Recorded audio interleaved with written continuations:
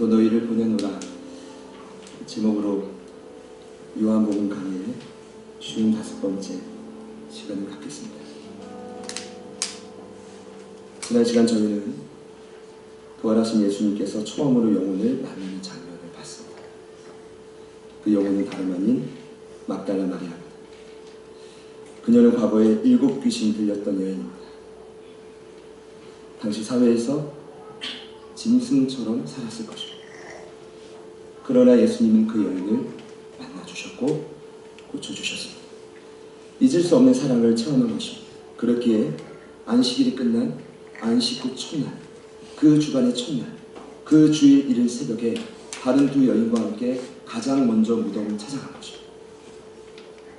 빈 무덤에 충격이 있었지만 다른 여인들이 그곳에 사라지고 또 함께 달려왔던 두 제자인 베드로와 요한이 사라졌지만 여전히 그 여인은 홀로 무덤 옆에 서 있습니다. 연약한 여인의 몸으로 무덤 밖에 서서 통곡하고 울며 구부려 무덤 안을 응시했던 이유는 분명합니다. 어떻게든 잃어버린 예수님의 시신을 찾겠다는 것입니다. 그리고 다시 원위치시켜 그 시신을 내장하겠다는 일념 하나로 버틴 것입니다. 이 여인의 삶을 볼 때 비록 부활하신 예수님에 대한 믿음은 없었지만 예수님에 대한 그 뜨거운 사랑이 참으로 깊고 진실했다라는 것을 알 수 있습니다. 그랬기에 그녀의 이 마음속의 고통과 슬픔이 너무나 가중됐던 것입니다. 그랬기에 부활하신 주님이 처음으로 여자여 어찌하여 울며 누구를 찾느냐 라는 이 말씀 앞에 더 이상 울 필요도 없고 더 이상 시체를 찾을 필요도 없다라는 이 말씀과 질문 앞에 그 여인이 전혀 반응하지 못한 겁니다. 그 슬픔이 너무 컸습니다. 이때 예수님은 그 여인을 포기하지 않습니다. 여자여라는 그 표현 대신에 이제는 직접 그녀의 이름을 불러주시죠. 마리아야. 여기서 그녀는 바로 알았을 것입니다. 그녀의 이름을 이렇게 따스럽게 불러주신 분은 예수님밖에 없기 때문입니다. 그녀는 알았을 것입니다. 당신 눈앞에 있는 바로 그분이 생전에 나를 고쳐주셨던 예수님, 내 이름을 따뜻하게 불러줬던 예수님이라는 사실을 알았던 것입니다. 결국 그녀는 16절을 보니 마음이 돌이켜졌습니다. 예수님을 평생 따르는 부활의 증인. 그녀가 부활의 증인으로 가장 먼저 기쁜 소식을 전한 대상이 오늘 성경에 나오는 10명의 남겨진 제자들입니다. 오늘 본문은 거기서부터 이야기가 시작됩니다. 참으로 이상한 건 이 여인이 뜨거운 마음으로 내가 만난 부활의 예수를 전했지만 제자들은 전혀 반응하지 못했다라는 것입니다. 여러분 이렇게 생각하실 수 있습니다. 막달라 마리아를 만났습니다. 당장 무덤에 쫓아가서 그 무덤에 빈 것을 확인하고 나도 예수를 만나달라고 고백할 터인데 전혀 반응이 나오지 않아요. 왜 그랬을까?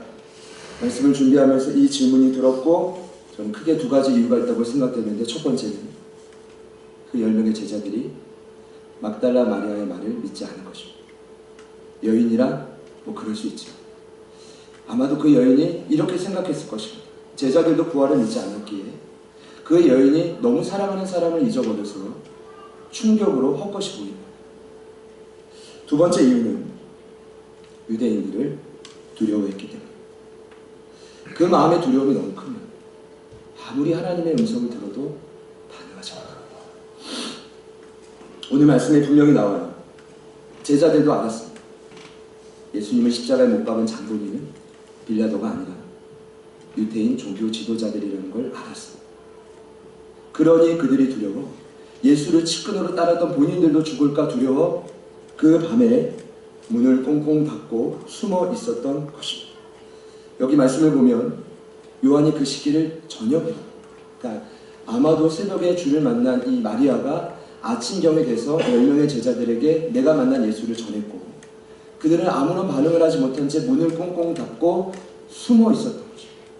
물론 시기를 기록한 의미도 있지만 성경의 저녁이란 캄캄한 밤을입니다. 그리고 이 저녁이란 때로는 그 상황에 표현되고 있는 영혼들의 영적인 상태를 의미합니다. 어떤 의미일까요?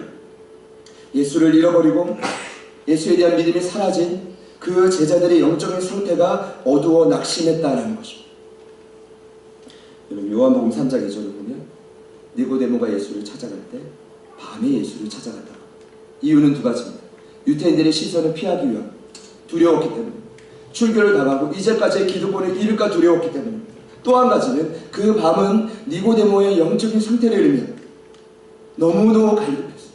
영적인 밑바닥이 됐어. 이 상태로는 불안하고 두려워 떨었어. 더 이상 내 힘과 능력으로는 살 수 없었어. 세상에 가진 모든 것을 다 누려봤지만 그럼에도 불구하고 채워지지 않는 그 영적인 갈급함을 그 밤에 예수를 만나 회복하기 위해 찾아간 것입니다. 저는 때론 기도합니다. 왜 성도들이 왜 때론 저희 삶이 주를 향해 깊이 나가지 못할까? 아직 그 밤이 오지 않았기 때문에. 만약 그 밤이 오고 내 영적인 밑바닥이 드러나면 그때 절대자를 찾을 것입니다. 여러분, 이 은혜가 감히 선포하지 저희 공동체 안에도 일어날 수 있기를 소망합니다. 결국 부활하신 예수님은 보이는 어떤 사물의 한계를 당하지 않고 부활하신 몸으로 그 문을 뚫고 제자들을 찾아가서 만나주십니다. 그리고 오늘 말씀을 보니 제가 이번에 새롭게 아는 사실은 3번의 메시지를 전달한 것입니다. 3번. 그러고 보니 막달라 마리아에게도 3번 말씀을 전했어요. 그러고 보니 이건 원칙인가 알았어요. 무엇입니까? 성경의 3이라는 숫자는 죽음을 상징합니다. 그리고 완전 숫자. 어떤 의미냐면 그만큼 제자들을 향한 예수님의 음성이 완벽하다는 것입니다. 그만큼 제자들을 향한 예수님의 사랑이 끝까지 포기하지 않기로 결단했다라는 것입니다. 저는 오늘 이 시간 기도하는 마음으로 이 자리에 섰는데 바람이 있다면 부활의 주님이 오늘 저와 여러분에게도 찾아오시는 겁니다. 그리고 3번 동일하게 음성을 들려주신 겁니다. 그 음성 앞에, 부디 그 음성 앞에 저와 여러분이 모두 반응할 수 있기를 소망합니다. 첫 번째 음성은 19절에 나온 것처럼 그들 가운데 오셔서 서서 이르시되 너희에게 평강이 있을지어다. 같이 한번 따라합시다. 너희에게 평강이 있을지어다. 대신에 그들을 향해 호되게 꾸짖지 않으셨습니다. 그때 왜 그랬니? 라고 이유도 묻지 않으십니다. 부활하신 예수님은 두려워 숨어있던 그들에게 첫 번째로 하신 말씀은 평강이 너희에게 있을지어다. 저는 여기서 분명한 진리를 깨닫습니다. 구원을 받고 아무리 훈련된 제자랄지라도 예수님을 멀리하는 그 순간 인생의 평안은 사라집니다. 그리고 그 빈자리는 불안이 채우기 시작합니다. 그 빈자리는 염려와 걱정이 채우기 시작합니다. 그리고 그 빈자리는 두려움과 공포로 채우기 시작합니다. 여러분, 이것이 인간의 본성입니다. 참 신기하죠. 누가 가르쳐주지 않아도 불안하고 굳이 누가 나를 괴롭히지 않아도 불안합니다. 어떤 분들은 홀로 있을 때 불안하고 또 어떤 분들은 밤만 되면 불안합니다. 왜 그럴까요? 그것이 인간의 본성입니다. 그래서 나름 노력합니다. 끊임없이 주변에 사람을 만나고 나름 교제하고 맛있는 것도 먹고 놀기도 합니다. 그러나 그래도 그 불안은 사라지지 않습니다. 창세기 3장 8절 이하를 보면 최초의 인간이 죄를 짓고 두려워 숨었습니다. 두려워 숨었습니다. 그때부터 인간은 불안하기 시작했습니다. 두려워 숨기 시작했습니다. 그리고 성경은 명확하게 말하고 있습니다. 이 세상의 그 어떤 것도 그 인간의 불안을 회복할 수가 없습니다. 여러분, 저는 이 자리에서 분명히 선포하고 싶습니다. 인간의 특징 한 가지를 저에게 묻는다면 인간의 가장 중요한 특징은 불안입니다. 죄인의 특징은 불안입니다. 굳이 누가 나를 힘들고 죽이려고 하지 않아도 인간은 불안할 수밖에 없습니다. 여러분, 이 땅에서 아무리 부유한 사람이랄지라도 삶의 모든 풍요로움을 다 가진 자라 할지라도 그 모든 것이 우리 인간의 불안을 극복하지 못합니다. 그렇다면 이 땅에서 그 불안과 두려움을 극복할 수 있는 유일한 길은 무엇입니까? 오늘 말씀이 그 정답을 알려줍니다. 부활하신 주님이 주시는 평강을 누리는 것입니다. 부활하신 주님이 선포하신 평강을 누리는 것입니다. 에이레네. 여기서 말하는 평강은 불안과 정반대입니다. 불안은 결핍, 부족함을 의미하지만 평강은 그 영혼이 완벽, 넘쳐납니다. 예수님이 놀라운 건 이미 이 평안을 제자들과 헤어지기 전에 약속하셨다는 것입니다. 요한복음 14장 27절을 보면 평안을 너희에게 끼치노니 곧 나의 평안을 너희에게 주노라. 내가 너희에게 주는 것은 세상이 주는 것과 같지 않다. 너희는 마음에 근심하지도 말고 두려워하지도 말라. 여러분, 예수님 분명히 말씀하셨습니다. 내가 너희에게 주는 평강은 세상이 결코 줄 수 없다. 주님이 또 말씀하십니다. 고별설교 마지막에 요한복음 16장 33절입니다. 이것을 너희에게 이르는 것은 너희로 내 안에서 평안을 누리게 하려 합니다. 세상에서는 너희가 환난을 당하나 담대하라. 내가 세상을 이기었노라. 여러분, 예수님이 주시는 평강이 무엇입니까? 끝없이 나를 찾아오는 세상의 환난보다 그 평강은 더 강력하다는 것입니다. 근데 오늘 예수님께서 19절에서 말씀하신 평안은 앞서 언급된 평안과는 차원이 다릅니다. 단어는 같지만 차원이 다릅니다. 왜냐하면 앞서 언급된 평안은 약속이에요. 평안이 있을 거야. 그리고 평안을 누릴 거야. 그리고 이 평안은 너로 하여금 세상의 환난을 이기게 할 거야. 그런데 오늘 19절의 말씀은 평안이 있을 거야가 아니라 평안이 성취된 것입니다. 여러분, 이것이 기독교의 핵심입니다. 불안해서 살 수 없는 우리는 십자가에 죽으시고 부활의 주님을 바라볼 때 예수님이 십자가에 죽으시고 부활하실 때 성취하신 평강을 누릴 수밖에 없습니다. 오늘 이 평강이 저와 여러분 모두에게 임하시기를 축복합니다. 여러분, 제가 4주년을 지내며 한 가지 깨닫는 진리가 저희들의 삶의 고난은 끝이 없다는 것입니다. 그냥 파도 같아요. 어떨 땐 크게 치고 어떨 땐 작게 치죠. 여러분, 나에게만 그런 파도가 있는 게 아니라 오해하지 마세요. 모두에게 저마다의 고난이 있어요. 여러분, 믿는 기독교 신자, 부활의 주님을 믿는 자들은 그 고난이 사라지기를 어리석게 기도하지 않습니다. 우리가 기도하는 기도의 제목은 그 고난은 끝이 없지만 파도처럼 날마다 그 강량을 달리해서 우리에게 다가오지만 우리가 간구하는 기도의 제목은 부활의 주님을 바라보며 그 평강을 누림으로 말미암아 그 모든 환난을 극복할 힘을 구하는 것입니다. 주님 앞에 기도합시다. 주님, 나에게도 평강을 주십시오. 부활의 주님이 주시는 평강을 주십시오. 그래서 지금 내가 겪고 있는 모든 아픔과 걱정과 근심으로 우리를 극복하게 하여 주십시오. 이 땅에 오직 주밖에 없네. 그 누구도 나를 채울 수 없네. 주님의 평안 내 안에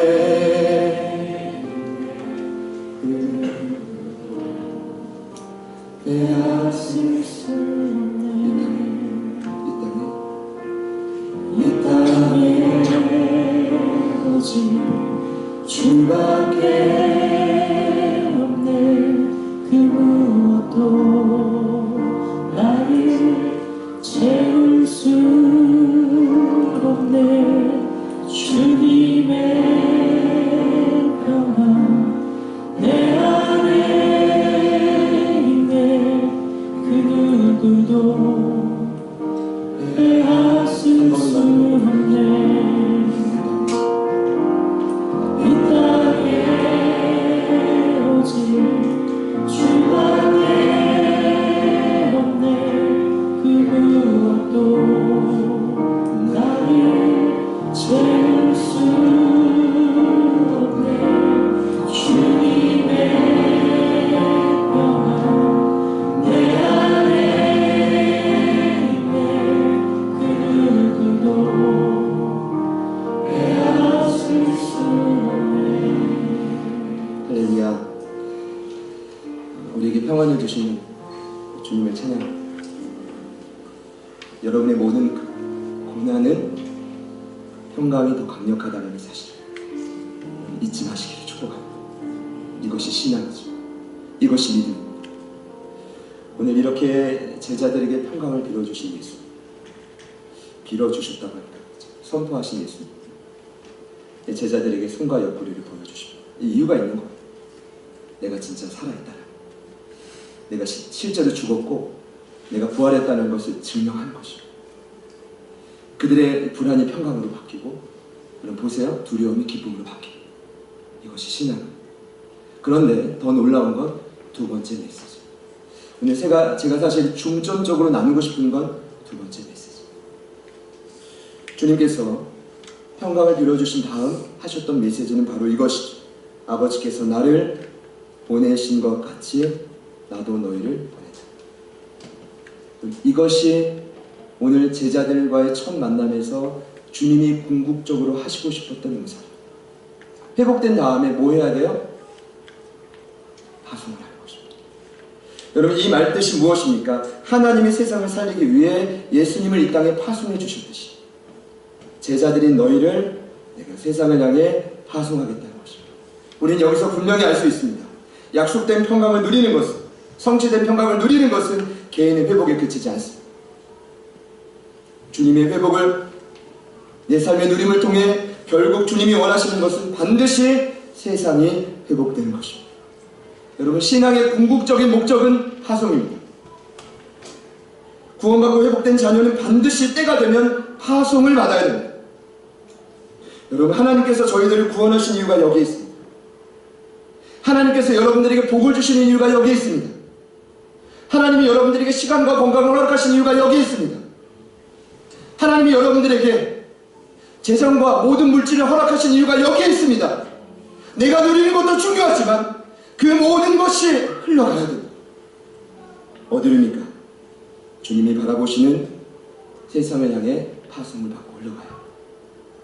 창세기 1장을 보면 하나님이 우리에게 복을 주시는 이유를 첫 번째 아담, 사람에게 알려주십니다. 내가 너희에게 복을 주시는 이유를 아냐? 그 복으로 인해 너희들은 생육하고 번성하여 충만해야 된다. 그 복받음으로 인해 너희는 이 땅의 영적 전투를 싸우고 정복하고 다스려야 된다. 바로 이것이 하나님이 우리에게 복을 주시는 이유입니다.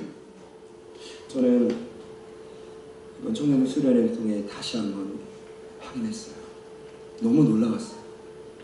오늘 말씀의 제목이 나도 너희를 보내노라. 제가 이 손바닥에 그 글자를 새기고 왔어요. 양화진에 가면 새겨줘요. 궁금하신 분들은 초대합니다. 제가 이제 13년 만에 갔거든요. 신대원 1차 때 과제 때문에 가고,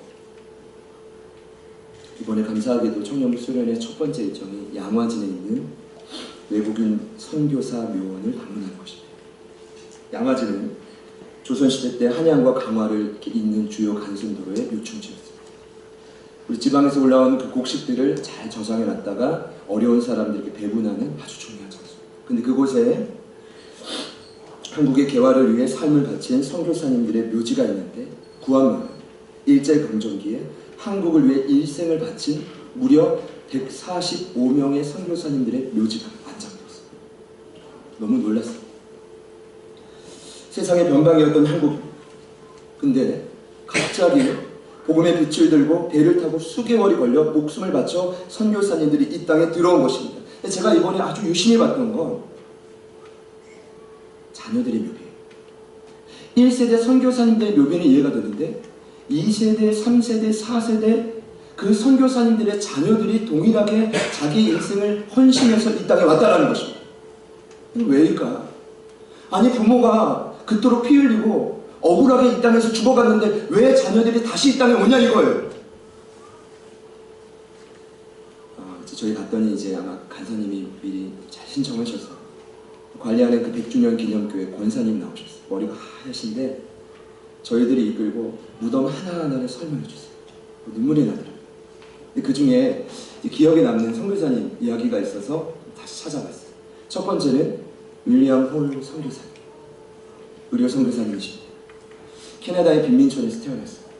열심히 공부해서 미국의 의대를 졸업하고 뉴욕 빈민가에서 의료봉사를 하다가 사랑하는 여인을 만났어요. 그 여인의 이름이 그 유명한 로제타 선교사님이십니다. 그래서 약혼을 합니다.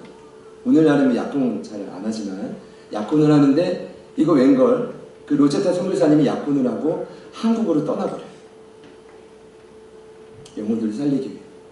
그리고 정확하게 1년 후인 1891년도에 남자가 여인을 따라 한국으로, 그리고 서울에서 두 분이 결혼을 하십니다. 두 분에게 주어진 첫 번째 미션은 평양 땅을 개척하라. 저 평양을 예루살렘으로 바꿔라. 최선을 다해 영혼을 살립니다. 그리고 교회를 세웁니다. 그 평양 땅이 변화되기 시작합니다. 그런데 그때 첫째 아이가 채 한 살도 되지 않은데 1894년도에 평양에 있었던 그 청일전쟁 이후에 수많은 환자들이 창궐할 때 이 윌리엄 훈 선교사님이 자신의 목숨을 아끼지 않고 병자들을 돌보다가 병에 걸립니다. 그리고 안타깝게도 한국에 간 지 3년 만에 1894년 11월 24일 사랑하는 아내의 품에서 세상을 떠납니다. 여기서 충격은 첫째 아이가 3살이고 둘째 아이가 지금 이 뱃속에 7개월째 임신 중이었다. 이 로제타 선교사님이 슬픔을 안고 미국으로 돌아가 첫째 아이를 키우고 둘째 아이인 에디스를 출산합니다. 그리고 나서 놀라운 건 정확하게 3년 후인 1897년도에 한국 땅을 다시 옵니다. 놀라운 일이 벌어집니다. 그리고 평양 땅에 남편의 이름을 기념하는 기홀 병원을 세우고 자신이 전면에 서서 환자들을 치료하다가 안타깝게도 어렸던 둘째 자녀의 딸이 이질병에 걸려 목숨을 잃습니다.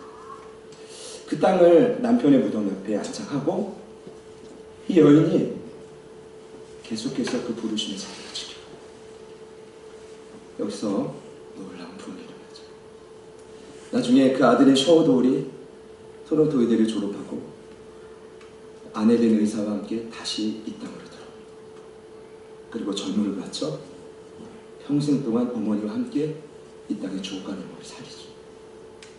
이해가 안 되는 거예요.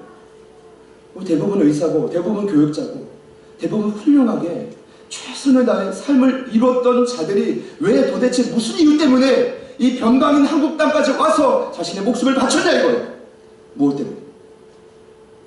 여러분 잘 아시는, 제가 이제 설명을 듣다가 좀 특이한 걸 하나 발견했는데 묘비는 있는데 시체가 없다는 거, 시신은 없다는 걸 발견했어요. 그분이 바로 누구냐 하면 여러분 잘 아시는 아펜젤로 선교사. 근데 그분 묘비에 이런 글이 적혀 있었어요. 여러분 참 그분 대단합니다. 한국 선교회를 창설했고 대제학 땅을 하사받았다. 그분이 시작했죠. 그리고 언더우드 선교사와 함께 이 땅의 성경을 보급하기 위해 이 성경을 번역하는 일에 최선을 다해 생명을 바쳐 일했습니다. 그러다가 어느 날 1902년도에 목포에 있는 성경 번역 사업회에 이 배를 타고 가다가 군산 앞바다에서 배가 전복돼서 죽은 거예요. 거기서 시신을 못 찾았어요. 그리고 묘비에 그분이 1885년 4월 5일 인천 제물포 앞바다에 처음으로 들어올 때가 부활주일 아침이었습니다. 오늘 성경을 보자면 바로 이날 주님이 부활하신 그날 85년 4월 5일 아침에 그분이 오면서 하셨던 첫 번째 기도를 그 묘비에 기록해놨어요. 우리는 부활절 아침에 이곳에 왔습니다. 그날 사망의 권세를 이기신 주께서 이 백성을 얽어매는 결박을 끊으사 하나님의 자녀로서의 자유와 빛을 주시옵소서.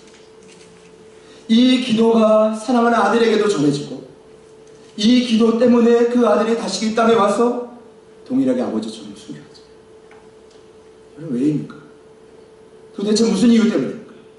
지금 우리와 함께 예배하시는 두 분 선교사님이 도대체 왜 알 수도 없는 피도 섞여있지 않는 저 이집트 땅까지 왜 가려고 하시는 겁니까? 도대체 무엇 때문입니까? 누가 시켜서는 안 되는 거예요.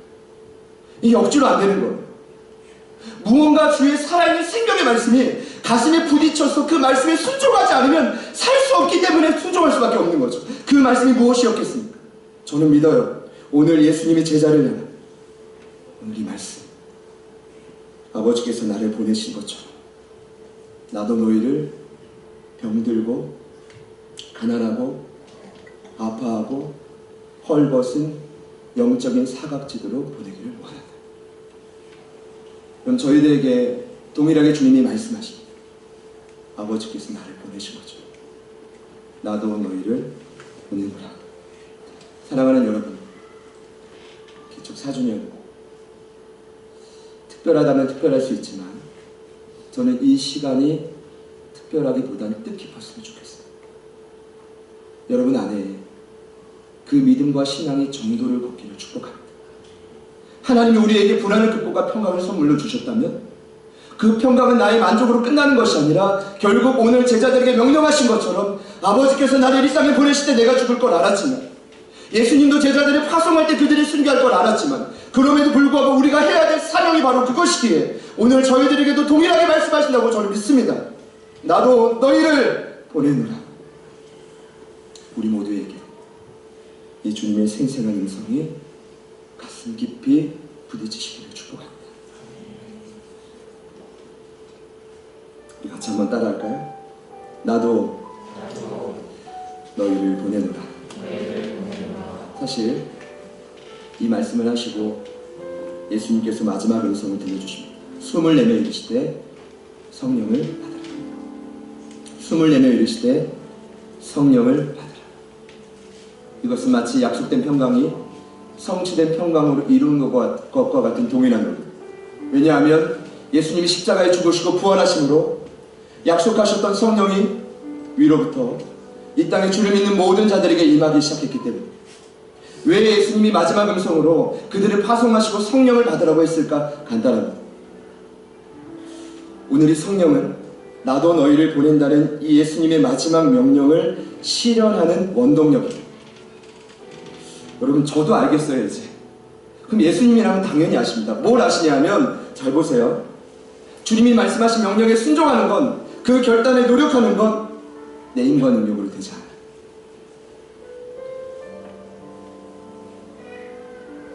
전적인 성령의 도우심이 필요합니다. 잘 보세요. 한 영혼이 자신의 고집을 꺾고 이기적인 마음을 내려놓고 주님의 선하신 뜻대로 주님 명령하신 곳에 순종하고 가려면, 그 발걸음이, 무거운 발걸음이 움직이려면 내 힘으로 되지 않아요. 숨을 내쉬며 드시되 성령을 받으라. 사도행전에 나오는 오순절에도 그 증거가 있죠. 참 신기하죠. 지난주 디도서 말씀을 묵상하며 제가 확신했습니다. 죽음을 앞두고 있는 바울이 사역하는 제자인 디도에게 명령하죠. 제발 좀 그레데 교회 성도들을 제대로 말씀 가운데 양육해라.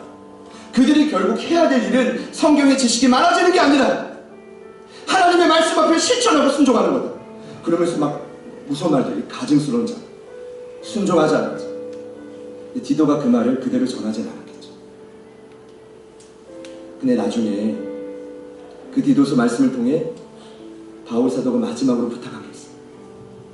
그레데 교회 성도들이, 그리고 네가, 그리고 내가, 우리가 알지 않냐? 우리도 가증스럽고 행악을 따르는 자였지만 우리도 이렇게 변화될 수 있는 건 우리의 힘과 능력으로 된 것이 아니다. 여러분 기억하십시오. 디도서에 분명히 기록되어 있습니다. 바울이 기록하고 있습니다. 하나님의 뜻대로 모든 선한 일을 열심히 내는 것, 그것이 디도서의 목적이었지만 그 뜻대로 살아가는 것, 오늘 말씀으로 보자면 아버지가 나를 보낸 것처럼 우리가 세상에 나가 복음의 빛이 되는 것, 우리의 힘으로 되지 않습니다. 그래서 바울 사도가 디도서 결론에 이렇게 말하고 있습니다. 우리 구주 예수 그리스도로 말미암아 우리에게 그 성령을 풍성히 부어주사 우리도 그의 은혜를 힘입어 의롭다 하심을 얻어 영생의 소망을 따라 상속자가 되게 하려 하십니다. 상속자가 되게 하려 하십니다.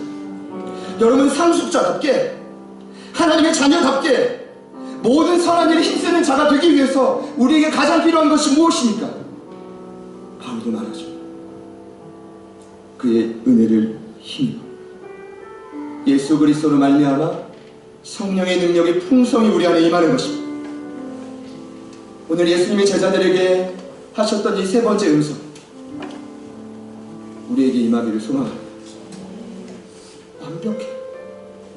주님 뜻대로만 믿으면 돼. 할 수 있단 말이에요. 된단 말이에요. 변화될 수 있단 말이에요.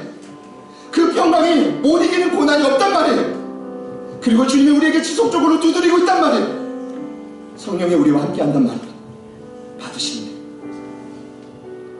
오늘 이 시간 제자들에게 주신 이 메시지가 2000년이 지났지만 우리 4주년 예배에 함께 참여하는 우리 모두에게 임하기를 소망합니다. 우리 같이 찬양하실까요?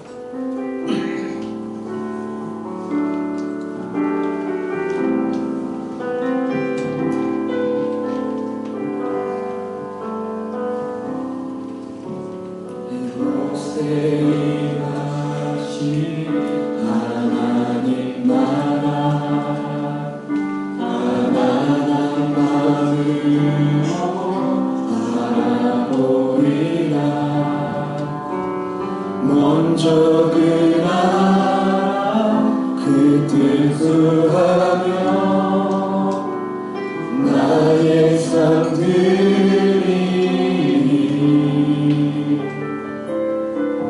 주님이 맡기신 하나님 나라 믿음의 눈으로 바라보리라. 하늘의 뜻이 이 땅 가운데 완성될 그날까지 믿음하여 그 위에 서리라. 하나님의 나라는 무너지지 않으리.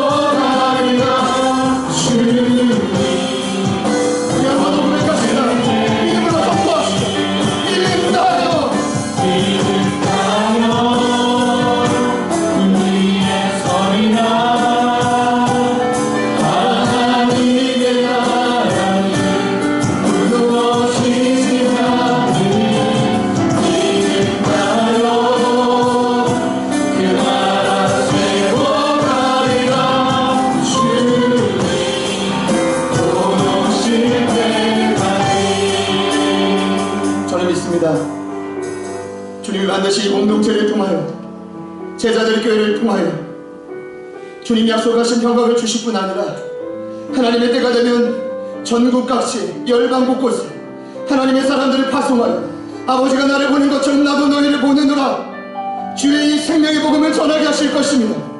그리고 이곳에서 훈련된 자들을 통해 이 나라와 민족을 살리시고 열방을 주께로 돌이키게 하는 역사를 보이실 것입니다. 우리가 참 믿음으로 함께 기도하며 나아가요. 부활하신 주님이 주신 평강이 이 시간 우리 안에 있는 모든 고난을 극복하는 역사가 있게 하여 주십시오. 주님 주신 평강은 그 어떤 불안과 염려보다 위대하십니다.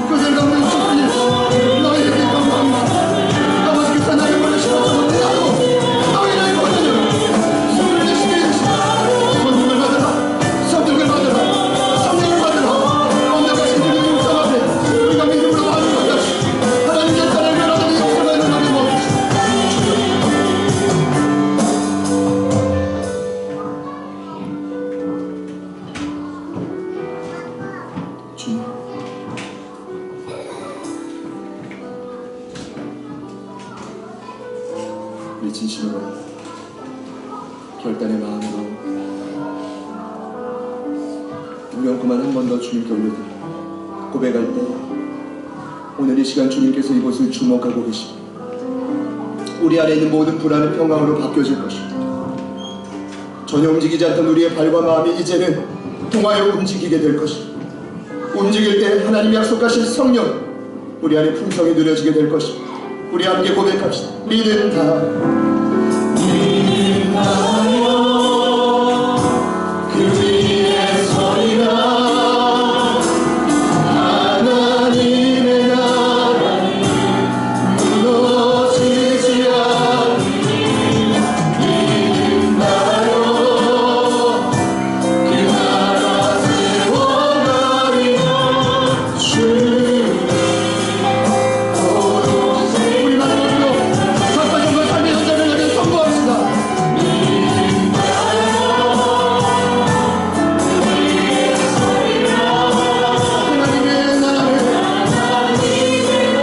무너지지 않습니다.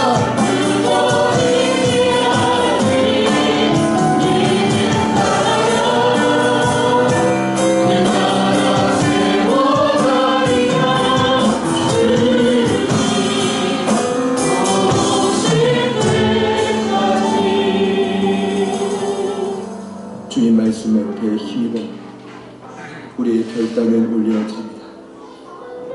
지금도 미지의 곳으로 가 생명을 바쳐 복음을 전하시고 때론 아무도 모르는 그 사이에 이 땅을 떠나시는 수많은 선교사님 그리고 그 이전 이 믿음을 지키기 위해 빚값으로 세우신 교회를 지키기 위해 자신의 목숨을 바쳐 헌신하신 수많은 믿음의 선배 오늘 이곳에 있는 우리 제자들 교회 모든 가족들이 결단하오니 주여 주님 약속하신 오셔서 제자들에게 말씀하시고 선포해 주신 그 평강으로 우리를 새롭게 하여 주시옵소서.